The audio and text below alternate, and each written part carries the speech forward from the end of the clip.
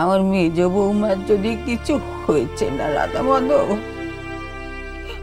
আমি কিন্তু তোমায় ছেড়ে কথা কইব না। আর কেউ না জানুক, তুমি জানো আমি আমি সবসময় তোমায় দেখে এসেছি।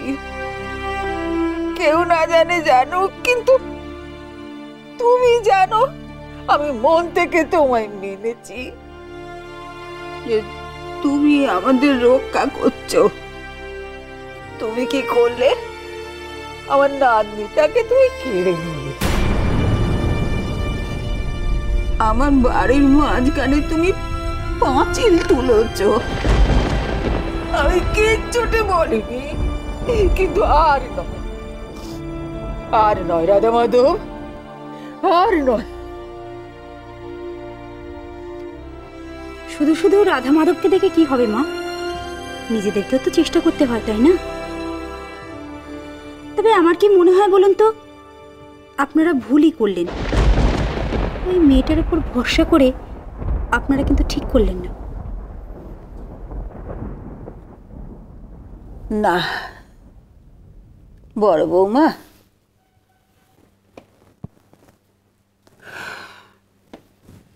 ভরসা করে এর আগে যে ঠকিনি তা নয়, কিন্তু কেন যেন মনে হচ্ছে এবারে ভরসা করে আমি ঠকবো না। তোমার মন বলছে? তোমার মন তো আরো কত কি বলে ঠাম্মা। সব কি মেলে? মেলে। যখন আমার মনের ভেতর থেকে কোনো কথা উঠে আসে তখন মেলে। ও, তাহলে ঠাকুরকে ডাকছো কেন? মাসি ফিরবে কি ফিরবে না সেটা তো তোমার মনই ভালো বলতে পারবে। ফুলকি,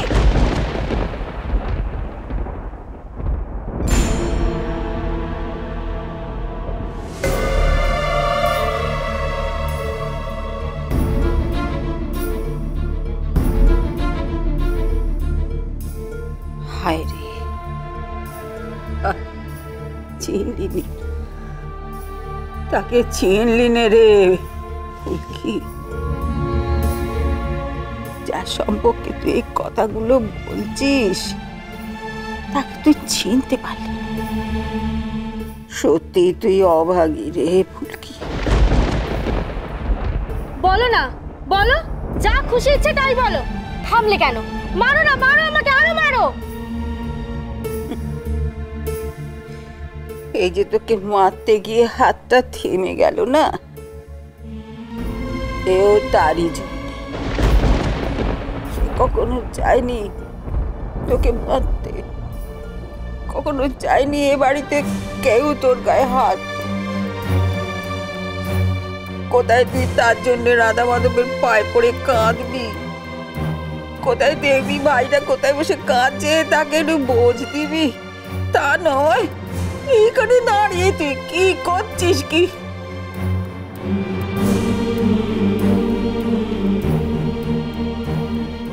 নাটক, নাটক দেখছি তোমাদের।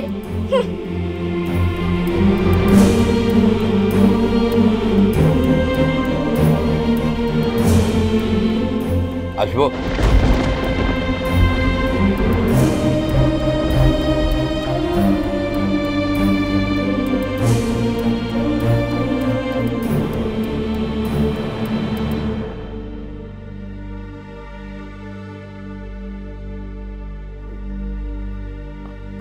আপনি আপনি এখানে কি করতে এসেছেন? সে কি, উনি তো আমাকে ফোন করে আসতে বললেন। ও, ওই বাড়ির ব্যাপারে তো? হ্যাঁ, দেখুন, আজই আমি টাকা দিতে রাজি আছি। মানে আমি কাগজপত্র সমস্ত রেডি করে এনেছি। ওগুলো আপনি ফেরত নিয়ে যান। ফেরত? ফেরত নিয়ে যাবো কেন? আবার জানতে চাইছেন কেন? মানেটা কি? আপনারা বাড়ি বিক্রি করবেন বলে আমাকে ডেকে পাঠালেন, তারপরে আমাকে অপমান করে তাড়িয়ে দিচ্ছেন। না বাবা, অপমান করে না। কি জানো, এ বাড়িটা বিক্রি হয়ে গেছে।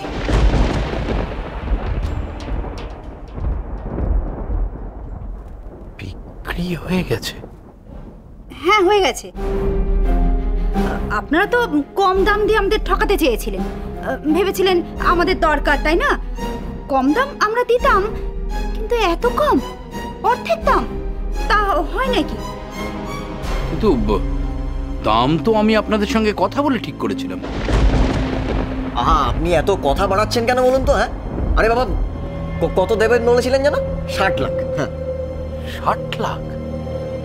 হ্যাঁ, তাই তো বলেছিলেন। না, আমি তো আরেকটু বেশি বলেছিলাম।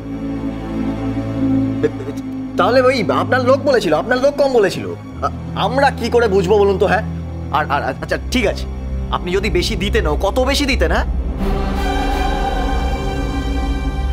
আমরা যা দাম পেয়েছি না, তার ধারে কাছেও আপনি যেতে পারতেন না। কি বল ঠাম্মা?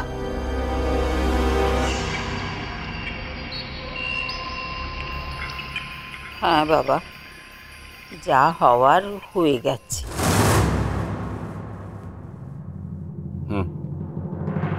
আচ্ছা, কত দাম পেয়েছেন সেটা জানতে পারি? 2 কোটি।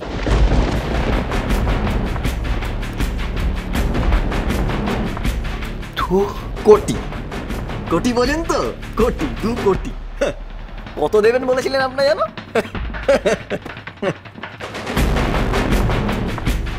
এত দাম কে দিল আপনাদের? টাকা দিয়েছে? না, সে দেবে বলেছে।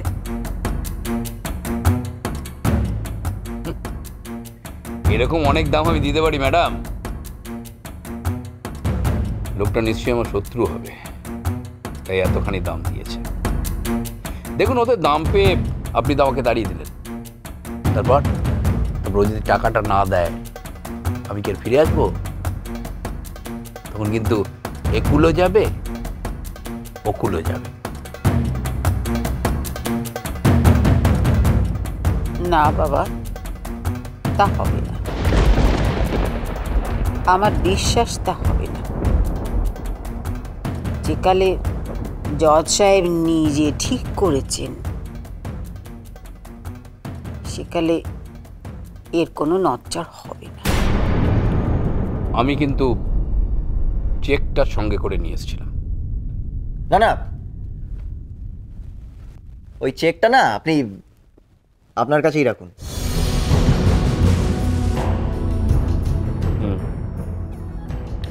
আচ্ছা, একটা কথা বলবেন, কে আপনাদের বাড়িটা নিচ্ছে?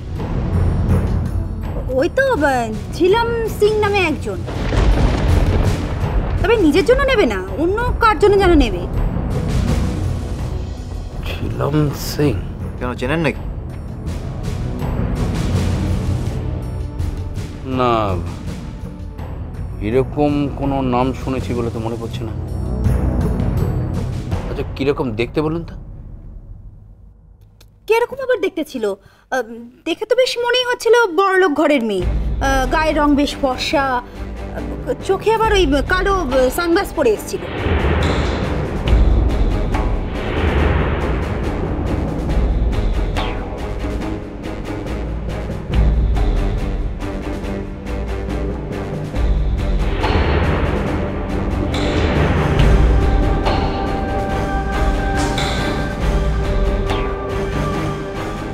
কালো রঙের একটা ড্রেস পরে এসেছিল।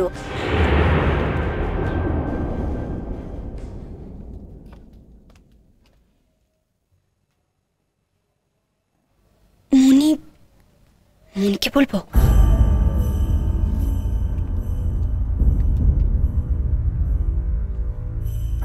মনি,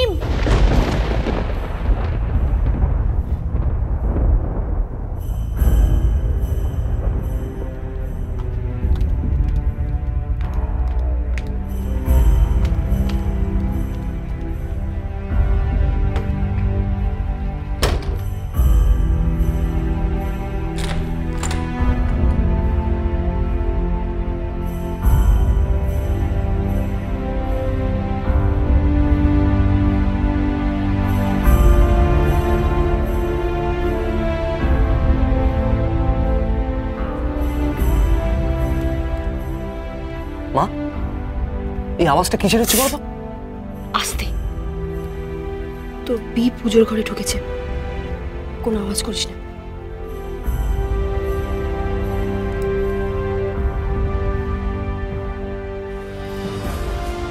তিনি ফিরলেন। ঝিলিক আওয়াজ করলে কোনো ব্যাপার না, আমি একটু সাধারণভাবে আস্তে আস্তে কথা বললে। মানিক, অনেক তো হয়েছে, যেখানে যাওয়ার কথা সেখানে যা। রাস্তার ফালতু মেয়ে কথা কাটে।